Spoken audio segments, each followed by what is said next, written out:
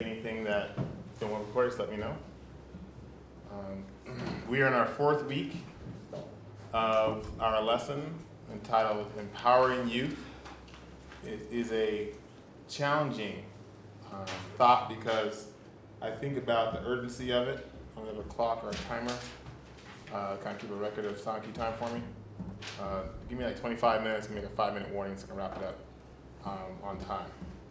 One of the things that I think is critical when it comes to empowering youth is the urgency of it. A couple of questions that we had mentioned earlier what is the cost of not supporting our youth?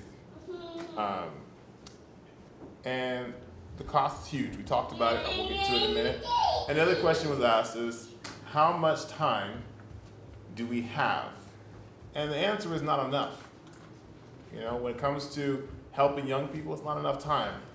But I argue that if we use our spiritual tools, that we have plenty of time to have an impact on young people. Up to our own devices, we're inadequate. I've never heard a parent say, I'm perfect, I've made no mistakes, I've raised a child from birth until they're 45 or whatever they want to jump off. I have been perfect. I've never made a mistake. Never heard of it. Amen. And I think any parent that's been parenting would tell you there's no such thing as a perfect parent. No more is there an idea of a perfect human being. So in that understanding, we understand that as humans, we're going to make mistakes. And in those mistakes, we need to have grace and blessings from God to give us that power to compensate, adjust, and use that inner wisdom. Now, one of the things that's powerful about young people is that they're young. They just got here, you know? And in that context of them just getting here doesn't mean they don't know what's happening. But one thing that was significant to me is that I remember a world that didn't have internet. I remember a world that didn't have mobile phones. I do remember that. There are going to be young people, maybe in this room right now, that don't remember a world that does not have internet. Doesn't remember a world that does not have cell phones. And the reason that's significant is that there are certain implications for our spiritual practice that we must think about in this kind of final lesson of empowering youth. There's a quote off of Facebook that I haven't verified is from the source that they say it's from, which is Harriet Tubman, but the reading I've done of Harriet Tubman, this actually fits her quote. And so I haven't researched it up, but I think it's significant, regardless if it's accurate or not from her mouth, but I believe it is. It says, if you hear the dogs, keep running. If you see the torches in the woods, keep going. If they're shouting after you, keep going. Don't ever stop. Keep going. If you want to taste freedom, keep going. It struck me because I thought about freedom and the fact that I feel free. As a person of color in the United States, I feel free. But there's also a community in our world that's not free. That there are times that we go into the world in which I'm broke. I remember we got a Grand Am, was my first vehicle that I could drive my own self, and I couldn't drive a stick. And I had never really pushed myself to drive a stick because it wasn't really my car, and I figured it out. But this was the only thing stopping me from getting freedom, for that quotations, was learning how to drive a stick. And so my dad took me right here to this little bump, right here in front of the church. You go over that little bump, and they kind of just tap the clutch and learn how to bounce, hold the clutch, and hold myself on that hill. If you hold yourself on that hill, you can drive clutch, right? So I stood here for hours on this little hill, without any gas, holding the clutch and the gas, trying to figure out a way to hold myself up on that hill. And I did because I wanted freedom. I wanted independence. I wanted to be able to get out and be a part of the world. It's becoming an adult. And that's the idea. But I didn't understand how dangerous it is to drive from down the Coon Pass to go to Chaffey College. I didn't understand the cost of insurance and gas and maintenance and all the things that you put in your hands when you say I'm free. Because I think driving is one of those first steps of freedom, you know, of unaccountable time by your parents or whoever your guardians are. But I think about this quote from Harriet Tubman, and I think about the things that destroy young people. The oppressions that are in place that snuff out lives. You know, I remember I was going to CalArts, and CalArts is famous for their parties, right? I'm not even going to try and even understand if there's a school in Southern California that would probably top CalArts in the style of creative parties they have. And what's significant is that I thought, I'm free. I got my mom's minivan at CalArts. She loaned it to me. I could drive a little apartment I'm renting, or basically apartment, a room with a bathroom that I'm renting in Santa Clarita, and blessed with this family. What is it? Their last names. They're good people. Cespedes family. Stay with the Cespedes family, beautiful family, who I met through Five Aces. Didn't have a place to stay, and they said, we bought a house, we have a room for you. I felt free, I felt like an adult, you know? And I remember like the first week, I was like, why am I in bed at 10 o'clock sharp every night? I'm missing all the quote unquote fun. But it's not that I'm saying I didn't have fun, but one thing I realized is that I had one chance. If I decided to get my scholarship revoked, if I decided to do something silly, it wasn't like my mom would be like, you know what, I have 3 or 4 more Quest vans, you can just grab one more of those if you need to. Oh, I have $8,000 for you if you lose your scholarship, we'll just get paid for it. But what was significant for me, I'm sharing my own story because I thought I was free. And I realized that I was listening to a gentleman that said, he said, freedom has to happen in your heart and your mind. That's where freedom is. Freedom is not necessarily the walls that are locked around us or how we can move around us in our heart and in our mind. And when we're empowering youth, I want to make sure we think about the ideas when the temptation to go out and self-destruct, we call it fun, but potential self-destruct, that we keep going back to prayer meeting. We keep going back to the tools that help us. When we're thinking about this quote here by Harriet Tubman, and she talks about if you want to taste freedom, if you want to be in a place that when your dying breath, whenever your dying breath comes, my dad has this idea he talked about, he said, you're able to live when you're ready to die. You're able to live when you're ready to die. And I think as a young man, sometimes death is something to think about often because we're like, I'm young, I want to live for a long time. That's the idea. But for me, I'm thinking about young people not being suicidal, but the idea of taking their life and understanding that it's not guaranteed, that everything we do, that we need to be about it today, right? Death doesn't say, oh, you have a Harvard degree, we'll hold off on you, let you live a little longer. If death is coming, it's coming. I don't know if it's he or she, but it's coming, right? And for me, I think it's critical for us to analyze the idea that it's important that if we want to taste freedom, that freedom is, I'm about to die tomorrow, and I know exactly what's going to happen. I don't know all the details, but my spirit knows. I can't have done anything differently in my practice today that would prepare me for death tomorrow, right? Now, I have thought about this for a while about empowering young people, and the reason why we're empowering young people is because we're not going to be here. If things go halfway correctly, Trenton's going to outlive everybody in the room, basically. And for us to think about the precious moments we have with those that aren't here, or we had with those that aren't here, that they oftentimes, the ones that had the deepest impact on us, did not wait. They were about the business today. And one thing I want to think about that is that this quote, they said, on this day, 164 years ago, Harriet Tubman and her brothers escaped from slavery. Now, I just want to say that again. 164 years ago. How old are you, Mommy? 64. Thank you, 64. So when she was born, I was 100 years out. Now, my grandpa's like 90 or 89, late 80s. Between him and her, I mean, obviously they were kind of joined together, but you take your time, life together, put their lives together. Grandpa was born, then my mom lived, say she was born. That's 164 years, basically. That's it. That's a couple lifetimes. And what she said is they escaped. Slavery wasn't over 164 years ago.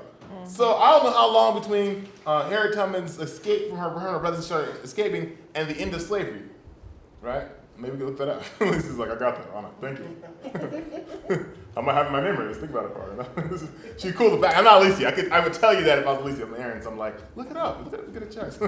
But the idea is that wasn't that long ago.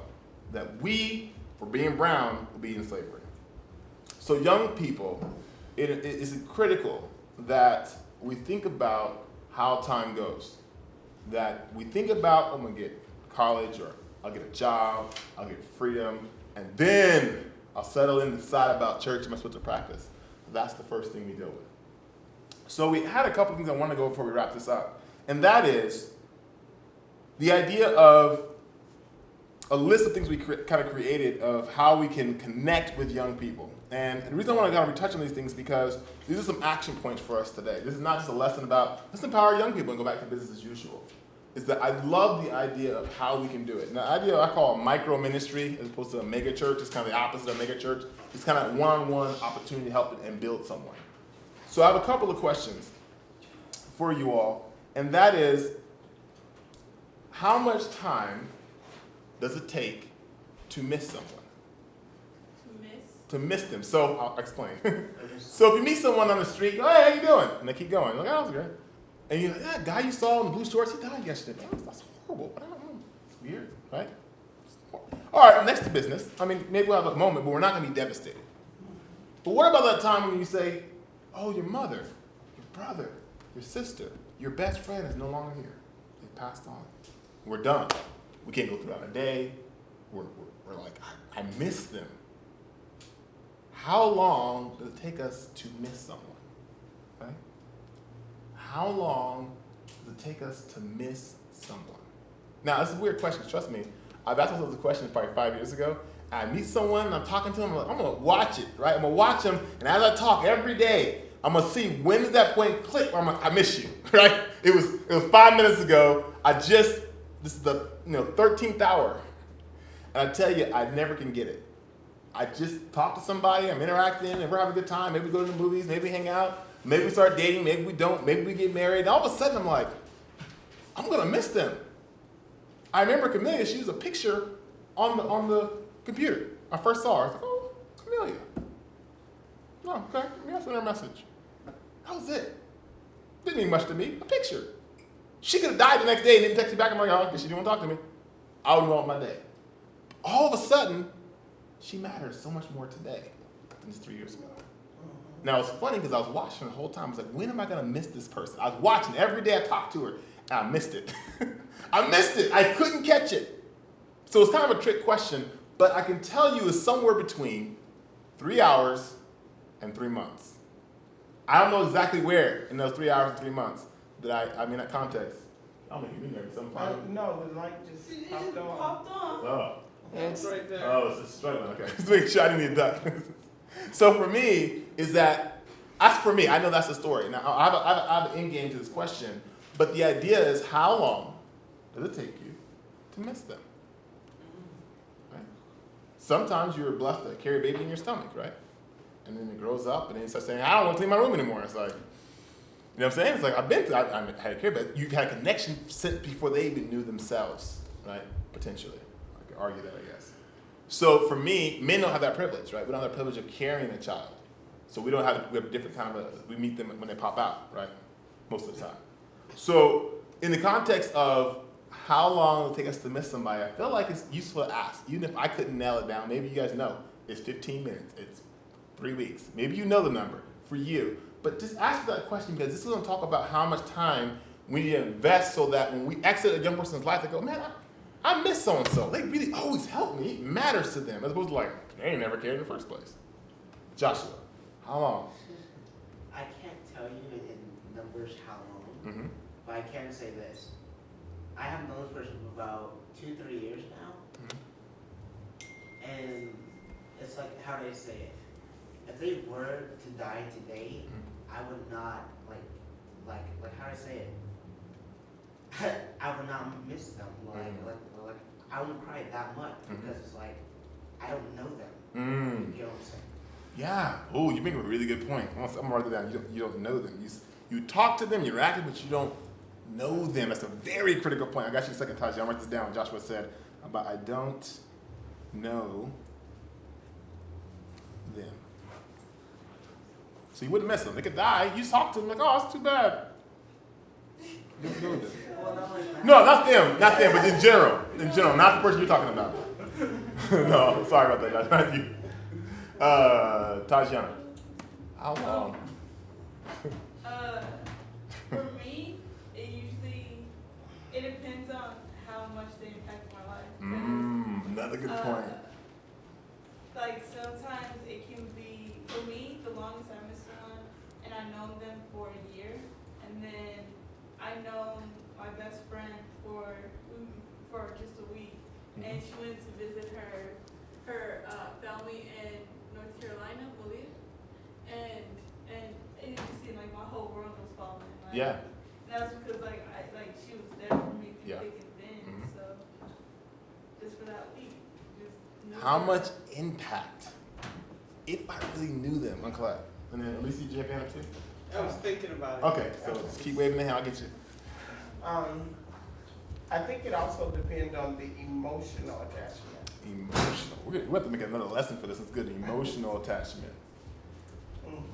Because depending on the level of emotional attachment, it could be a situation where you never stop missing them. True. Emotional attachment. I sent this text real fast to my wife about my live stream, so she has access to it. So let's take a pause in our lesson. I see just like that's really neat. It's like, oops, she doesn't have access to it.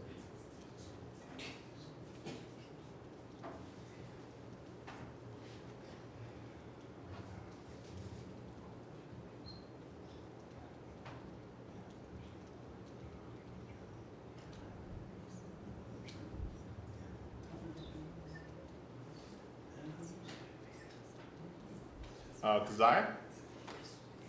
It really depends on the person.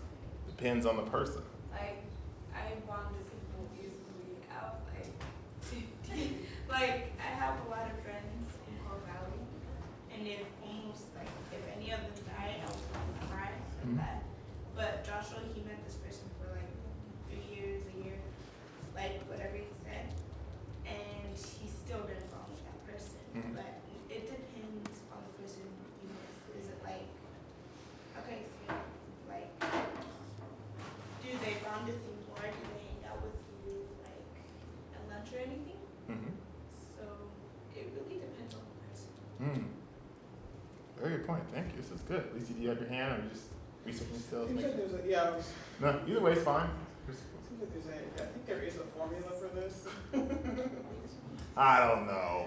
As in, I guess it would be classified as a theory, because yes, it's different for every person. Yeah. But it does have to do with the individual. As a teacher, I know when I have a connection. I know when I have it. I also know when I don't. Yeah. And so when I have a connection, that's actually one of the most important parts of my job, is to gain a connection with a student. Because if I have that connection is trust. The student trusts me, and I know I can carry them, I can support them, carry them, and challenge them to soar a whole lot higher than they would suggest.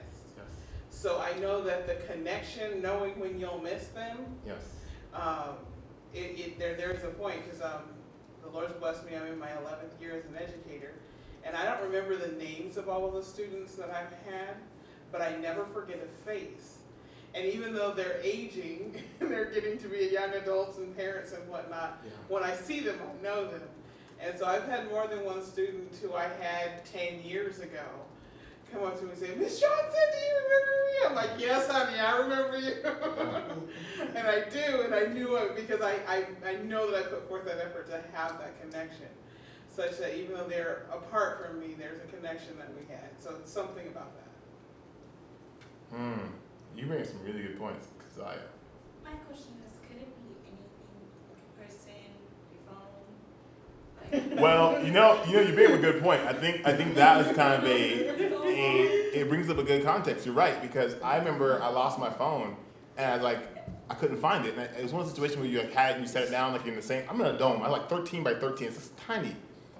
And I set it down and I'm doing my thing, and then I was like, oh, I can grab my. Like 10 minutes in, my chest started feeling like phone calls. I got clients. I got.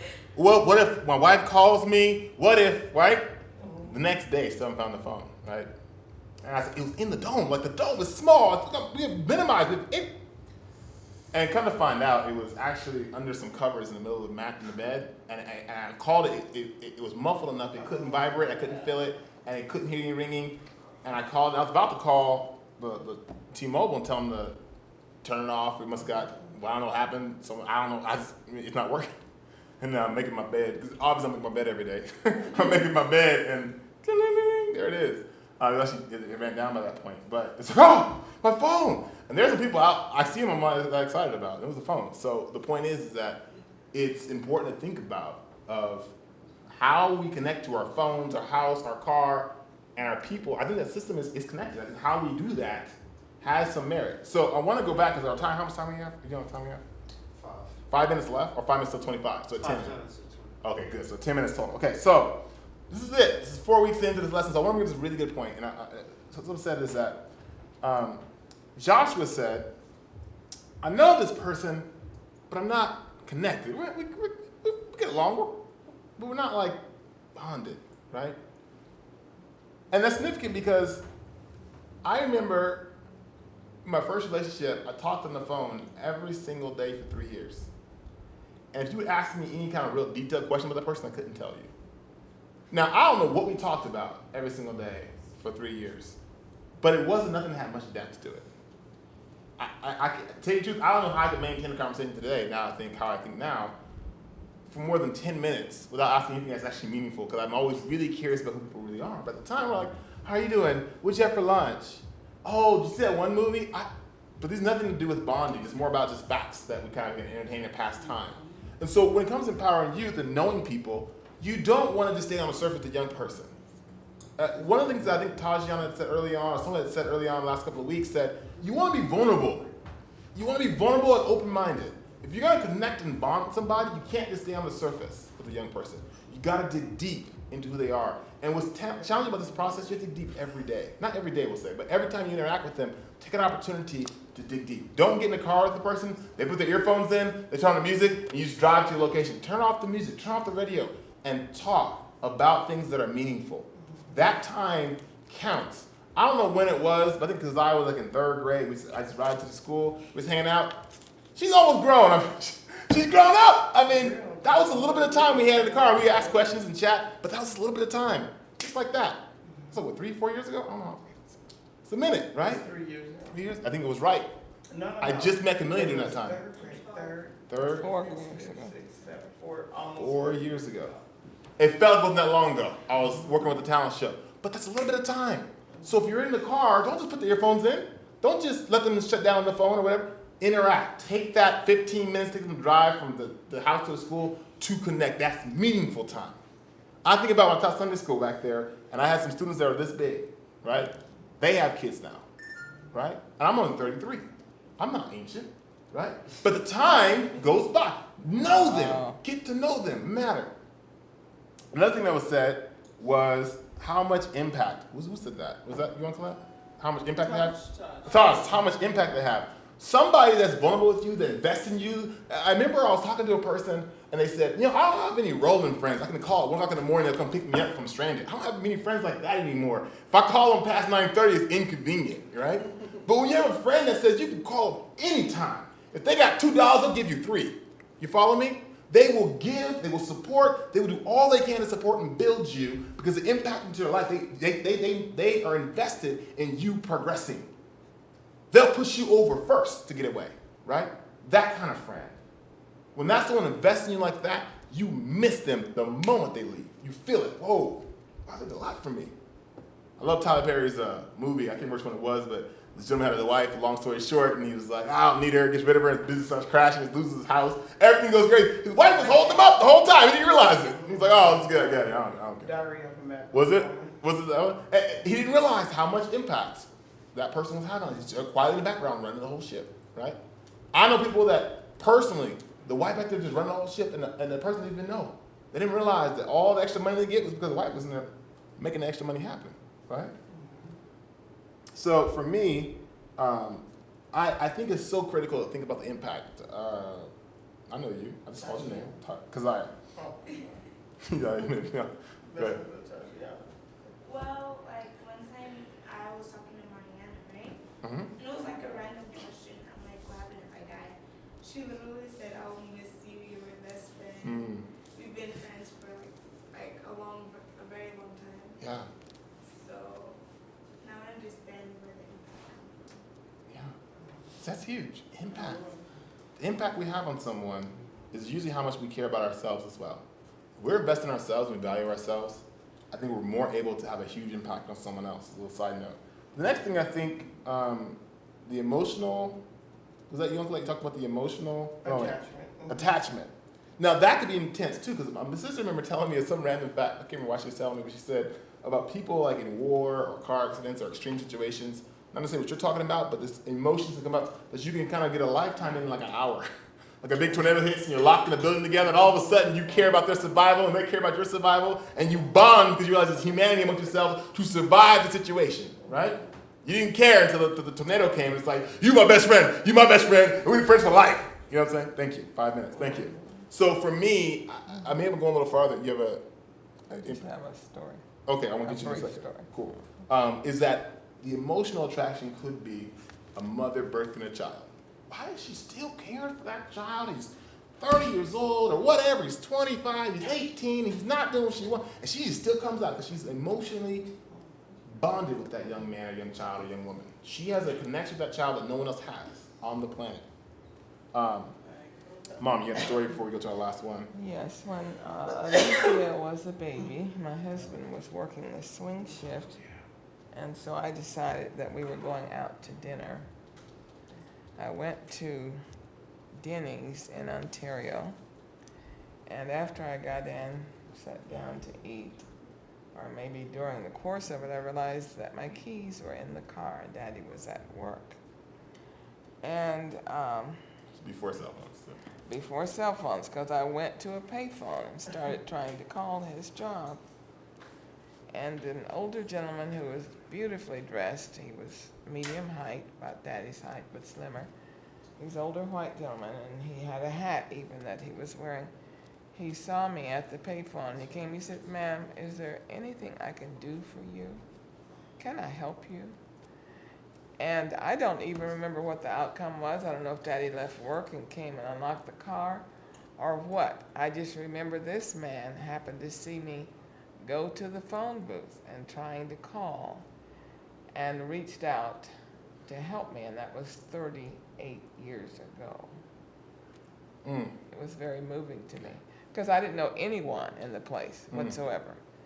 And, but he didn't wait for me to go stand on the corner or anything. He saw me go to the phone booth Mm-hmm. and say, "Ma'am, can I help you? Is there Yeah. something I can do to help you?" I've never forgotten it. Thank you for sharing that. We're almost out of time. This has been great 4 weeks of empowering youth, and I want to share a story, a part of a story, about a couple of young men who were headed out. There were some gang members or affiliated with some gangs, and they were out one night just walking through the town, and someone came by and shot 4 or 5 of them. Lord have And mercy. one young man was fatally wounded, but he still had some life in his body, and he started running. He started running toward a church that had been in that community for a long time, and he died on the way. But it was clear where he was headed and why he was headed there.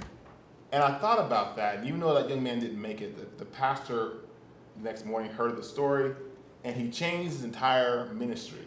And he started gathering the young men in the congregation, the adults, and they started walking the streets at night when these young men are out and about, started meeting the community and meeting people where they were. And the crime rate dropped dramatically in the area. And like, long story short, he's turned that around not only in that city, but many other cities. These young men walk around and they just connect. They don't try and preach, they listen. They ask, "Well, how you doing? What's your challenge? What's going on with you?" And as we work with young people, is that we hope that if anyone gets wounded, Yes. either fatally or almost, they run to the church. Yes. But what's more important is that we want to run towards them. We want to meet them halfway. That no young person runs and we go, "Oh, door's locked, it's late. I got time for you."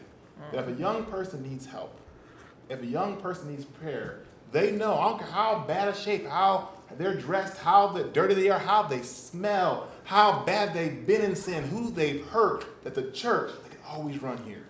Now, this lighthouse is not a song we sing about, but this is something that we have to live every single day. Because we never know when a young person comes here and the only church they get is right here. They might go out to the streets, but in the back of their mind, they know I can go to that lighthouse. there are people that won't judge me because like my pants are maybe sagging or because I have an outfit that doesn't quite fit into church. That you come in, there's love in this space. And you can come in on Monday or Wednesday or Thursday or connect with one of the saints. You can just run to that lighthouse, symbolically and literally, but there's help for you. And there's no depth of sin. There's no depth of addiction. There's no crime that you can commit as a young person or as an adult, as a human being, that God can't forgive, that God can't work with, right? And to understand that we're given a gift to young people that to die is to gain. To die is to gain. For Christ's sake. For Christ's sake, specifically. And so for me, I just want to encourage us that there are young people that we're going to work with in this church, and already have, that won't make it to adulthood. They just won't make it. But time will come before then. That's just a fact. And we have to make sure that even in our small ministry, our limited resources, that we take the time Amen. to let them know this is a lighthouse, not just when they're acting right, not just when they look good, not just when they're not on drugs, but when they need help, that someone here is going to pray for them and support them. And I want to thank everyone here. I think I saw a hand. When you guys have your hand up, you had a hand up? I want to thank each one of you guys, before I wrap this up, for being a part of this journey of empowering young people. And even though we're going to end our lesson today, it doesn't mean that we're going to stop the process of empowering. We're going to actually be activated, hopefully, to go out and to make sure that we're shining our lighthouse, that in this dark world, that they know somebody cares for them. And Alicia, go ahead. Philippians 1:21, for to me to live is Christ and to die is gain. Amen. Do we have some more? You know, when you said that statement, made that